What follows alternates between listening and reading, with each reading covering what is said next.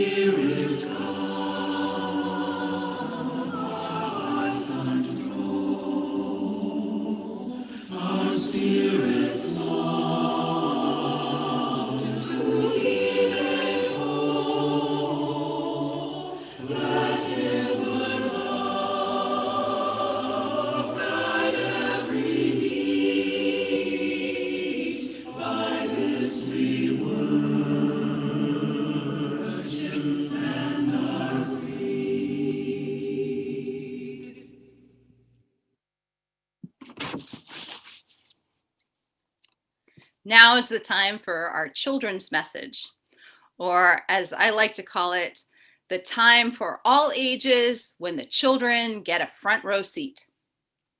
Happy Valentine's Day.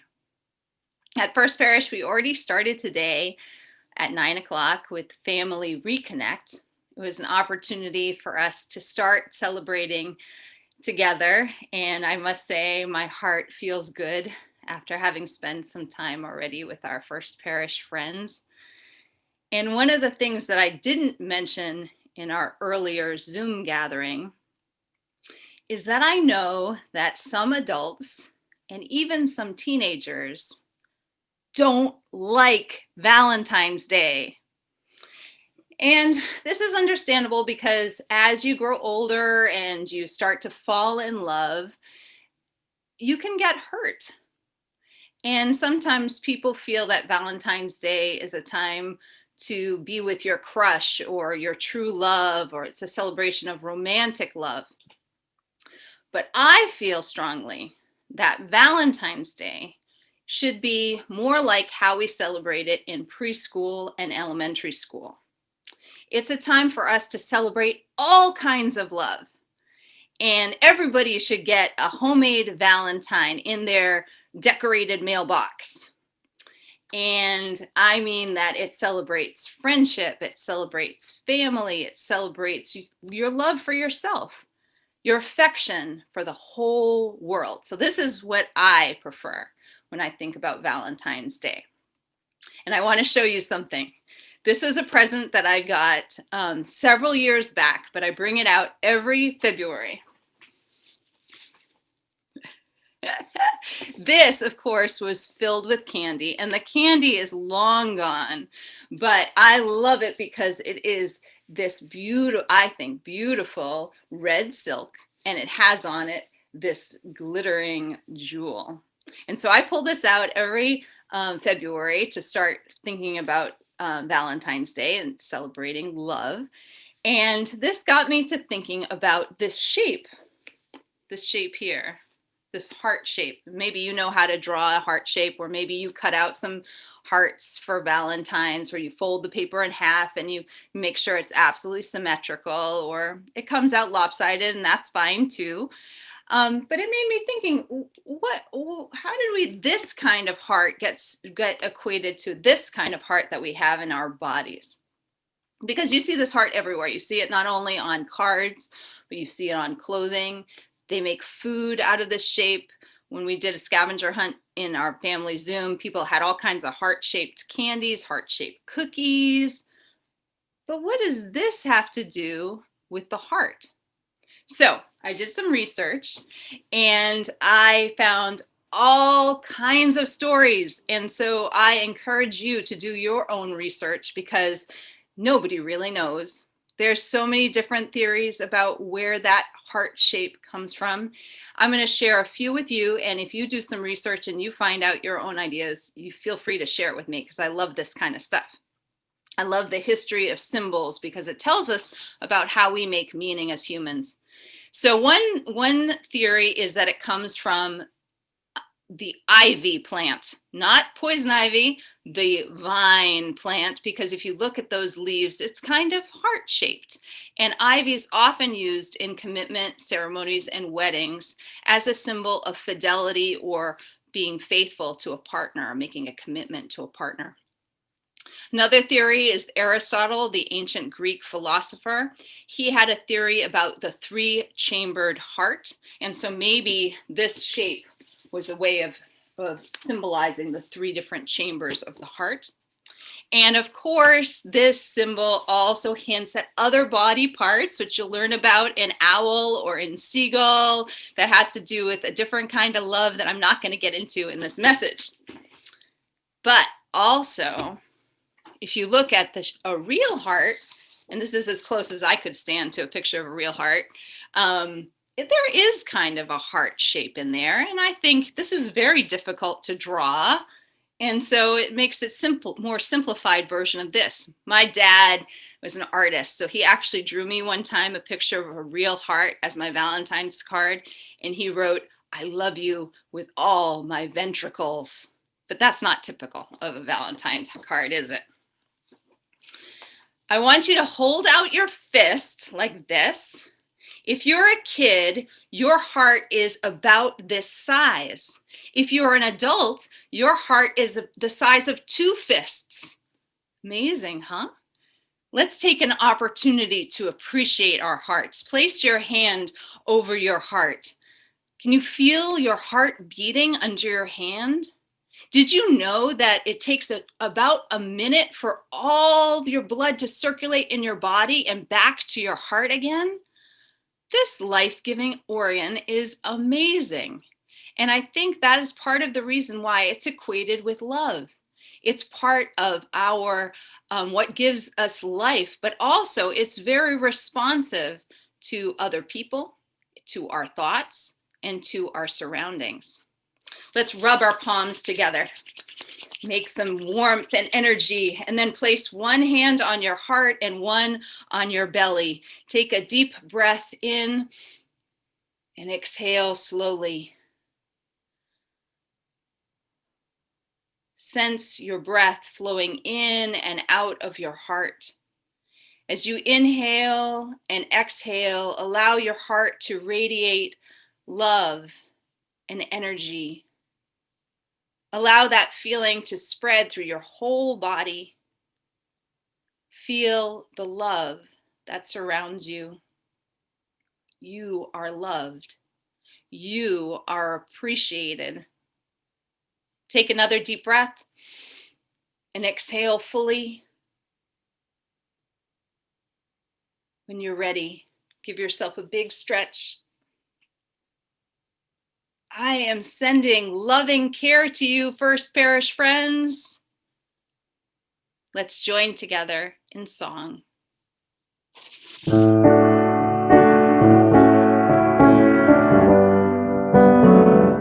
Let us open our eyes to see what is beautiful.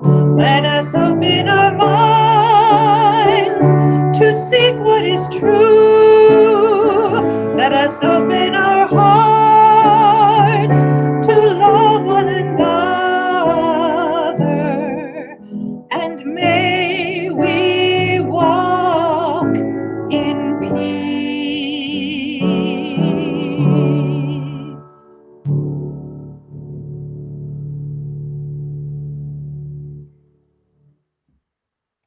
Hello, everyone. I am here to read the reading for you today. And also, before we get into it, I just wanted to remind everyone that our theme for this month, part of our larger theme of the history of Unitarian Universalism, this month's theme is humanism. So in that spirit, or not spirit, or whatever, our reading today is from Mason Ould's book, American Religious Humanism. At the end of the 20th century, Reverend Corin Arisian, then minister at the First Unitarian Society of Minneapolis, wrote, "Humanism subsumes a whole philosophy of life. It suggests a moral stance that includes measureless respect for the individual, thinking of oneself and acting accordingly as well as in concert with others, adherence to democratic process, a monistic rationalism, ethical striving, and spiritual worldliness. It seems to me," he wrote, "that these are common denominator dimensions of any humanism worthy of its name. Mason Olds adds, it provides an alternative for those who cannot accept the faith of their fathers, but who desire a perspective for orienting themselves in the world and living according to that orientation. Thank you, Jade, for doing that reading.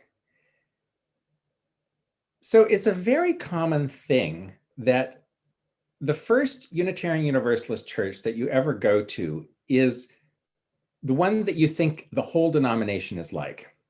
This happens over and over again, especially for folks who were not raised UU, but it also happens for folks who were raised Unitarian Universalist as well. And it happens especially at First Parish.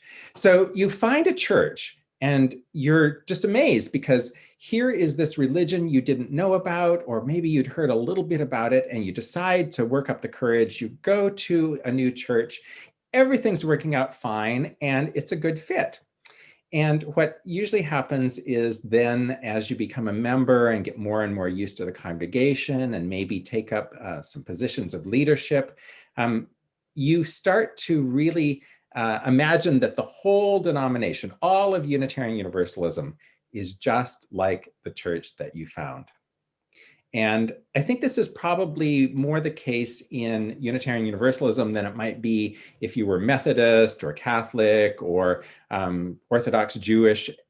In those, there's less individuality about churches. But in Unitarian Universalism, one of the most amazing things about us is that a church can be very particular in its theology, in its culture, how it sees itself, and how it relates with the rest of the world. Well, last week, Amy and Liz talked a bit about what it was like to grow up in a UU church. And it was wonderful to hear those stories. And it just made me think of my own childhood church. I was actually raised in a fairly liberal Presbyterian church. And I had the same kinds of feelings that Amy and Liz did. That here was a community that cared about me, that it saw me as a baby, it saw me as a little kid, and it was especially helpful to me when I was a teenager. It was a place that took me seriously. It had adults that really wanted to know what I was thinking and where I was headed and what I was doing. It also gave me friends, other teenagers who would interact with me. And so the church was very helpful to me. I stuck with the Presbyterian church clear through college, but I knew that I was kind of outgrowing it. And I didn't know exactly what I needed, but I had a sense that I wanted a religion that was bigger than what I'd had. So when I moved to Portland, Oregon as a young adult, I decided that I'd do a little bit of shopping. So I'd heard about these Unitarians. There was no Universalist in it for me. I just heard about the Unitarians, and I thought, well, they're the least likely group, right? Let's go check that one off the box. So I researched. I was living in Portland, and within walking distance of my apartment was the First Unitarian Church of Portland, Oregon. And I'd cased the joint because that's what you do. In those days, there was no internet. So you actually had to go. I went and I walked around the church and I sort of could see what I thought it was like from the outside. I have a hunch that there are plenty of people that have come to First Parish, having driven by it many, many times or walked by it. And finally you decide, oh, let's go see what's inside. So I had cased the joint and I decided to work up my courage and go in one day. Because this was not easy, a young adult, getting dressed up and going to church to a new one that you didn't know what was going on. So I went in, and I don't remember very much about that first service. They were in the middle of an interim ministry. They didn't have a settled minister, and whatever that minister said must have really stuck with me.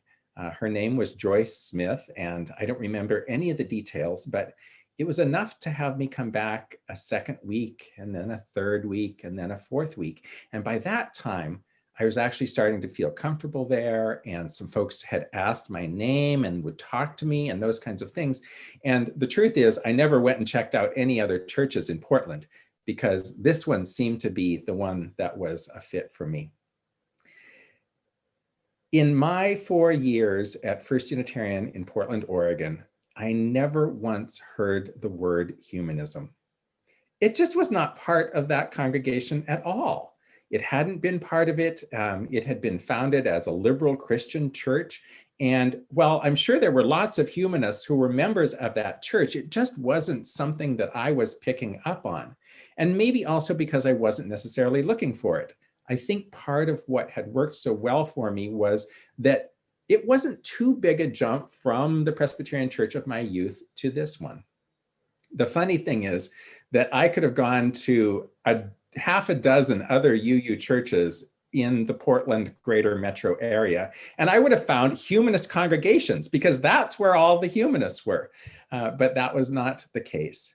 And so it wasn't until I wound up at seminary, where Amy was in my class and Marian Weisel was in our class, and it wasn't until I was in seminary that I discovered that there was something called humanism and that it had a role to play in Unitarian Universalism. So, then it was just academic. It was, what is this humanism? Really? Can atheists and agnostics, can these folks be churchgoers? How is this working? I knew that ours was a big tent religion, but I hadn't really explored this. And so in seminary, I started reading about it. You read the history of it. There were required readings, but it still was all pretty theoretical. And it wasn't until I wound up in my own first church in Harrisburg, Pennsylvania, that I discovered that humanism was not something theoretical. It was something that was alive, and it was something that was saving people.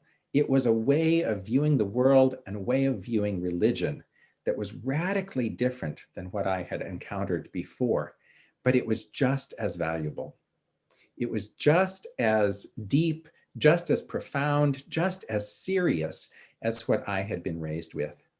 And so then as I was serving this church that was, like most Unitarian Universalist churches, 50 or 60% humanist, it gave me a real appreciation. There were some missteps, I can guarantee. I had to have some conversations with some wise elders who said, when you say this or when you leave this out, it makes me feel. And so some of those were not the easiest of conversations, but it was their devotion to this faith that helped me really appreciate humanism and to really understand that it had come from somewhere and that it had influenced our faith greatly, and that it was still very much an active part of it and would be for many years to come. I sort of had to warm up to humanism. I had to expand my mind, even in my own faith, to accept something that was a surprise to me. And I think that the most important thing for me about humanism is that I think it keeps us honest as Unitarian Universalists. I looked up humanism. It's the fifth source that we draw on. And here's what it says in the front of the gray hymnal about it. It says, humanist teachings, this is a source of ours, humanist teachings, which counsel us to heed the guidance of reason and the results of science, and warn us against idolatries of the mind and the spirit. Now that is an honesty. To heed the guidance of reason, that reason is important, that we are thinking beings for a reason, and the results of science. Science is something we believe in as well. And it warns us against idolatries of the mind and spirit. In other words, I think humanism keeps us grounded. I think it keeps us open to new discoveries. I think it helps temper some emotionalism that might result in religion. And most of all, it makes us focus on the here and the now. It makes us see with clear eyes this world that we live in, and the people and the animals and everything else that is in it. So I'm grateful for this humanism, but it was a surprise to find it in my own religion. And it's something I've had to warm up to and get used to. It's something that I have a growing appreciation for, and you all have helped me in that. We're going to put up a question here in just a moment. I'm wondering if you can name something that was a surprise for you within Unitarian Universalism? Go ahead and put that briefly in the chat, if you will. Name something that was a surprise for you within Unitarian Universalism, and then I'll read some of the results.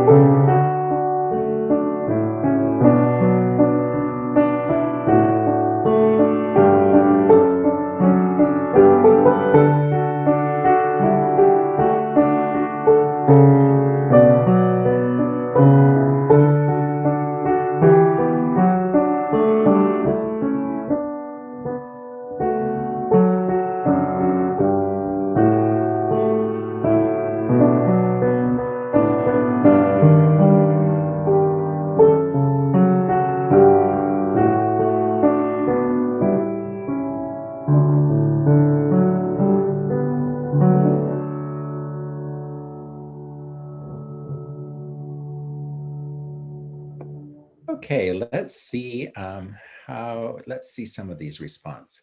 These are the surprises. Humanism and social action, how big the tent is. The depth of the prayer traditions in Unitarian Universalism. The sources, that not all people believe in God, that witches are welcome, that it existed, Unitarian Universalism, the focus on community, the power of simple rituals, the humor and silliness in my owl class, all the peoples of different religious traditions, that some Unitarian Universalists are atheists, that a church had no cross or mention of Jesus as a spiritual leader. The poetry and philosophy are considered sources of wisdom. Theism, my first UU church was very humanist. That there were Christian UUs, that new words to old hymns were actually okay. The importance of social activism. I'm just able to read a few here. That there's no such thing as a wrong question. Spirituality. Tomato bouillon. The Christian aspect, acceptance of who we are, its diversity. They go on and on and on. Take a look at them in the chat when you get a chance, because there's some really great surprises here. How far back our roots go. That there was so much heart as well as head. Thank you all. That religious pluralism, that big tent that you all have just so lovingly named, has placed the liberal Christianity that formed me in a larger context. For instance, learning of pagan traditions has added layers of meaning to the festivals of my Eurocentric culture. It's my cat speaking, by the way. That the Feast of St. Valentine was built on the foundations of an ancient Roman fertility festival makes it feel less arbitrary and sentimental and more connected to human history and experience. And Groundhog Day always seemed such an absurd celebration to me until I understood that the pagan festival of Imbolc was celebrated in early February, at that moment between the winter solstice and the spring equinox. Here in the Northern Hemisphere, it has been important to humanity to mark this time when our experience, our observations, and our intuition tell us that despite all appearances, life is stirring deep beneath the snow. Several years ago, the poet Kathleen Henderson Stout, who happens to be my sister, wrote a beautiful poem which captures this intuitive moment. The poem sang to me and I set it to music, which our choir recorded in 2017. This morning, we offer you It Seems Too Soon to Let the Winter Go as a meditation on this liminal season.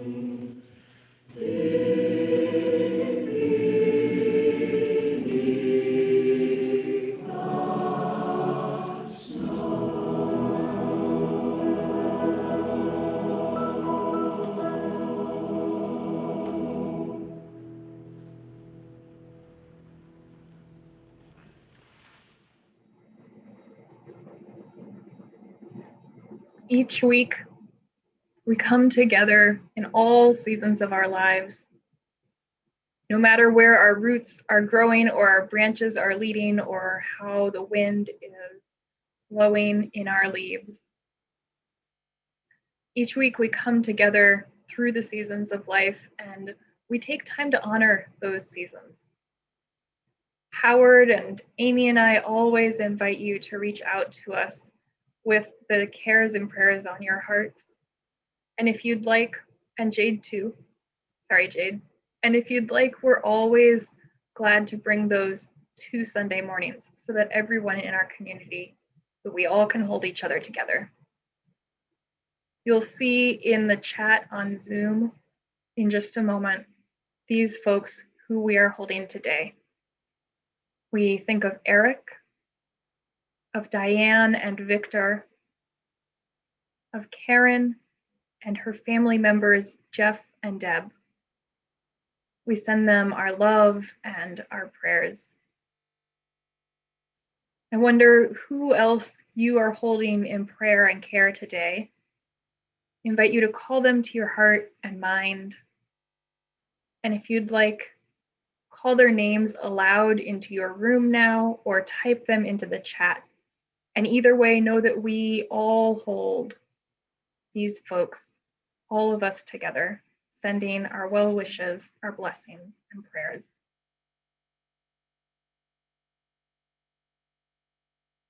And as you share these names, as you see them come across your screen in Zoom and maybe on YouTube too, I invite you to sing. Let's all sing together.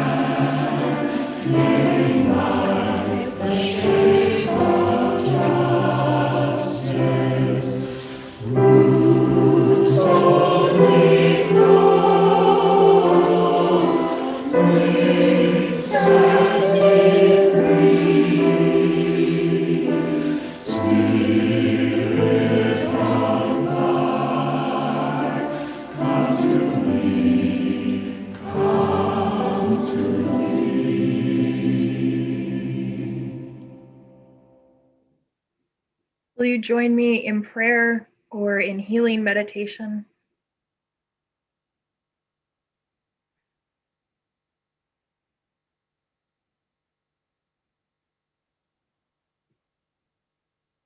We come together as a human community.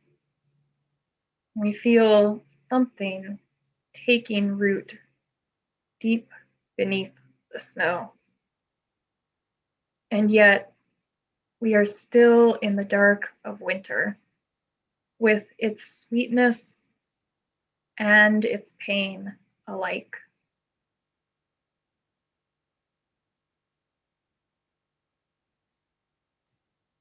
Today, we lift up and send our love to those who are grieving,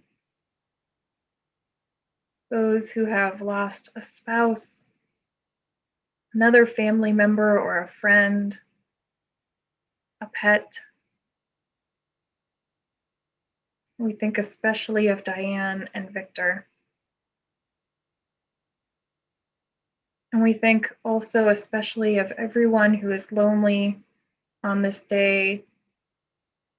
When this day celebrates love, it can be hard when that love isn't as easy to see.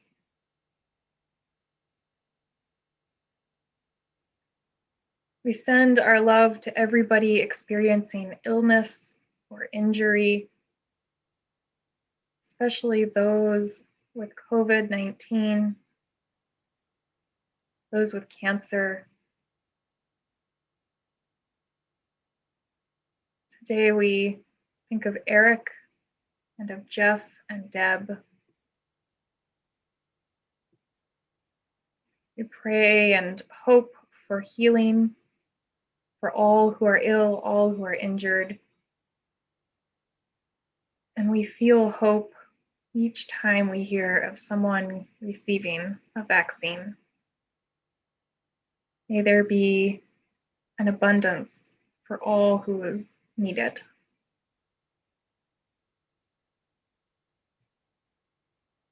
We send our love, our concern today for our country. After the vote of the Senate not to hold our former president accountable, and in this wider context where we see rising hatred, rising conspiracy theories, where we may have a sense that we are hopelessly divided, we send our love especially to those who are working for the greater good. This weekend, let us renew our commitment to side with love, working together for justice and liberation, speaking with the brave fire that comes from love for our neighbors. On this Sunday morning, let us renew our sense of wonder, remembering our spiritual and religious roots and opening ourselves to new perspectives, expanding our hearts and minds when we discover a new, alive practice or theology. On this Valentine's Day, let us renew our connections with each other. You are beloved. I am glad you are here. May you know that, and may we all feel that belovedness and connection.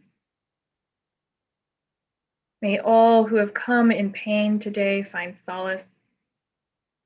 May all who have come in joy find their joy doubled.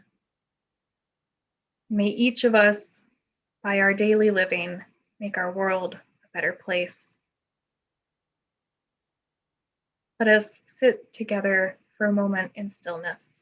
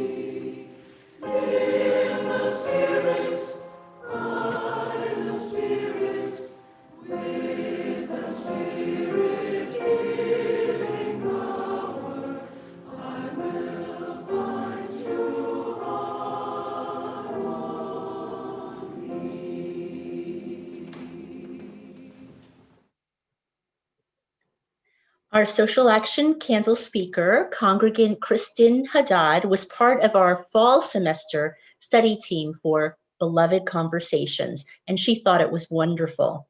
In Beloved Conversations, UU's work to heal the impact of racism. And our church is providing a special offer to recruit for the spring semester, especially if you're new to the course. Here's Kristen now.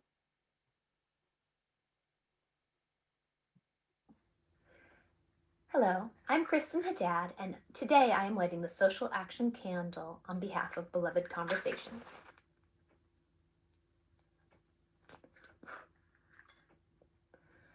Like so much in 2020, my Beloved Conversations experience was interrupted.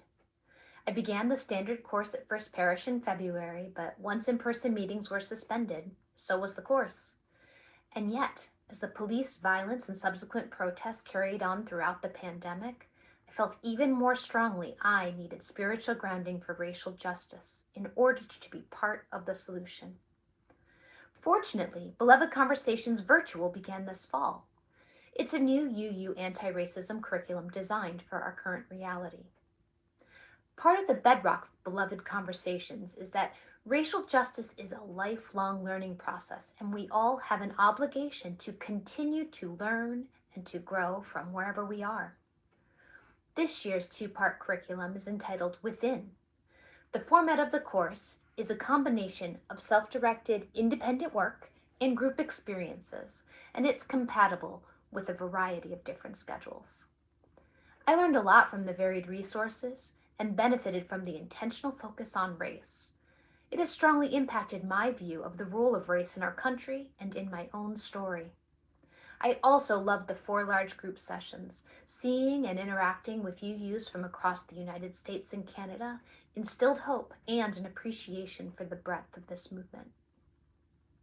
The signups for a new spring session are underway, and an independent course is promised with the same emphasis, Within. This is the first step, and I encourage you to sign up. If you are uncertain, I will happily answer any questions. Thank you.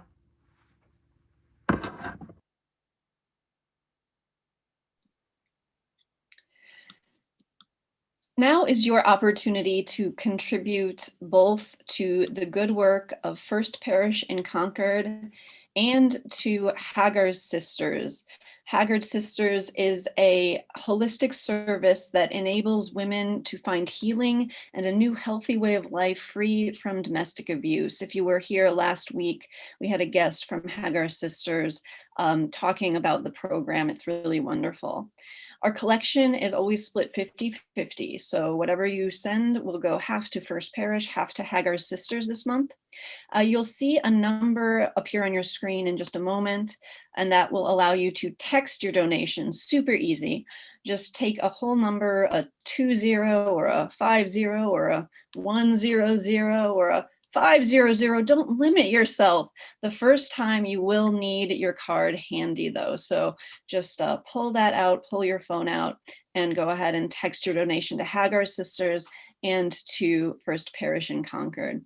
You can also donate through our website or on postal mail, just a check right to the church building. We will pick that up. Thank you so much.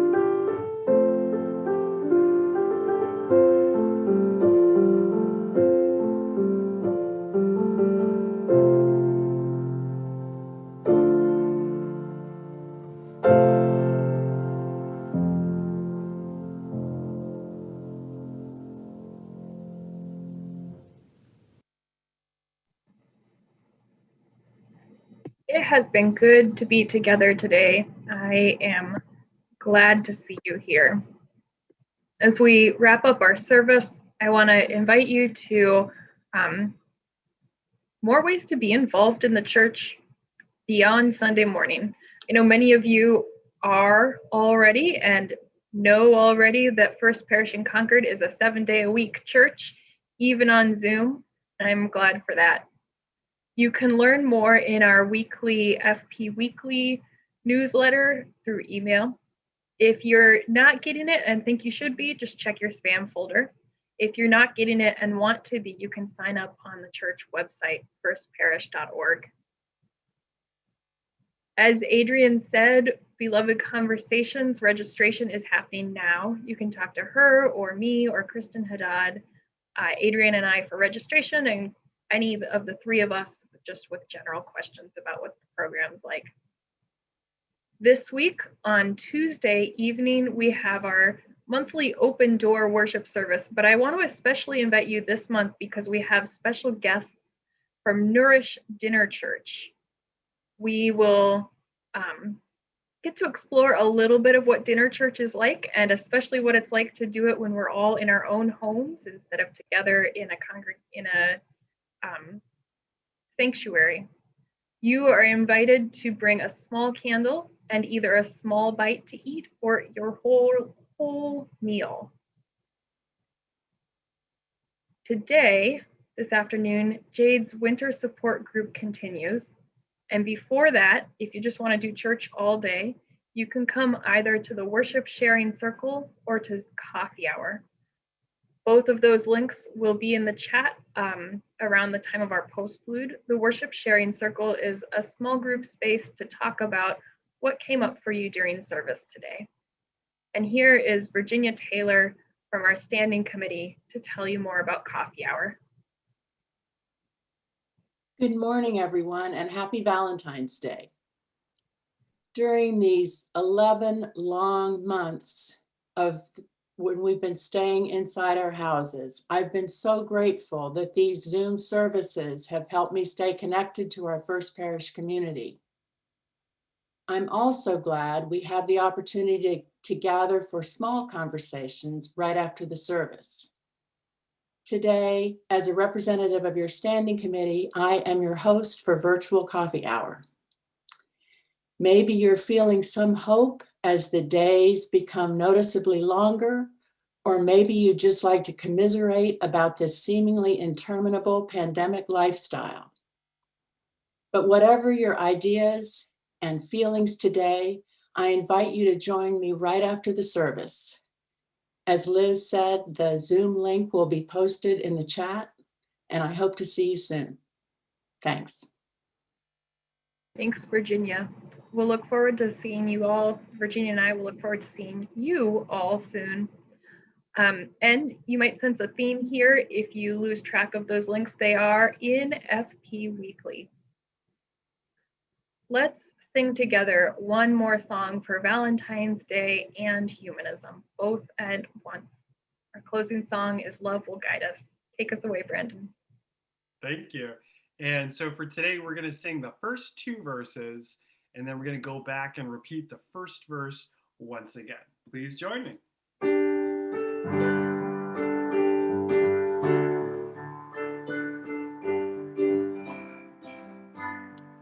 Love will guide us, peace has tried us, hope inside us will lead the way on the road from greed to giving. Love will guide us through the hard night. If you cannot see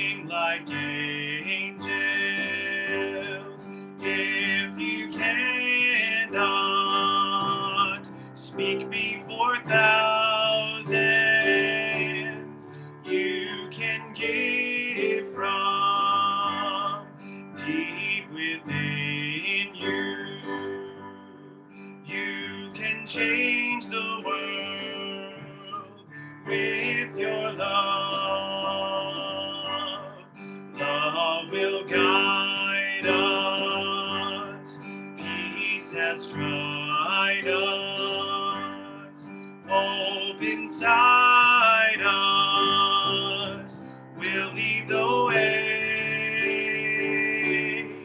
on the road from greed to giving. Thou will guide us through the hard night.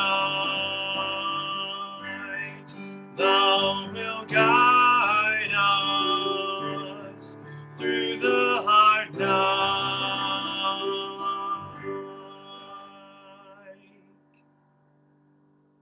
Remember, there is always room for you. At First Parish in Concord, there's always room for you in Unitarian Universalism. It doesn't matter where you are in your thinking and your believing. We are a big tent religion. And so humanists and Christians and atheists and everybody else, pagans and Wiccans, you are all welcome here. And if you have not found your place yet, just keep trying. We want you to be with us. We open our arms to you. We open our hearts to you. You have a place here with us. Please join in the First Parish benediction, saying, "Go out into the world in peace. Have courage. Hold on to what is good. Return to no person evil for evil. Strengthen the faint-hearted. Support the weak. Help the suffering. Honor all beings."